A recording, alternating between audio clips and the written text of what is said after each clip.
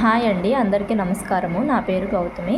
ఈ వీడియోని స్కిప్ చేయకుండా చివరి వరకు చూడండి. ఇంకా ఫుల్ వీడియో ఇక్కడ ట్యాగ్ చేస్తున్నాను చూడండి. ఇంకా ఎవరైనా చూడని వాళ్ళు ఉంటే ఇంకా మా ఛానల్ని ఫస్ట్ టైం కనుక ఎవరైనా చూస్తున్నట్టయితే సబ్స్క్రైబ్ చేసుకోండి.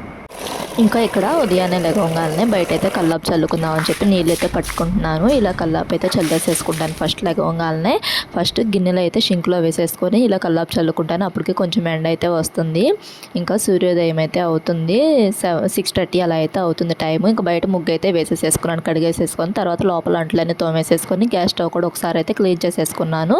ఇలా క్లీన్ చేసేసుకున్న తర్వాత ఏ పని చేసుకున్నా కానీ మనకు చాలా మనసుకు ప్రశాంతంగా అయితే ఉంటుంది. తర్వాత ఇంకా ఫ్రెష్ అప్ అయిపోయి వచ్చాను. అప్పటికి 7:30 అయితే అయింది టైం. ఇంకా ఫ్రెష్ అప్ అయ్యి వచ్చిన తర్వాత ఇదిగోండి ఇలా అయితే పూజ చేసుకున్నాను.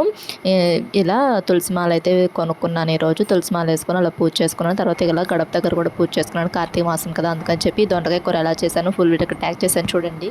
Thanks for watching.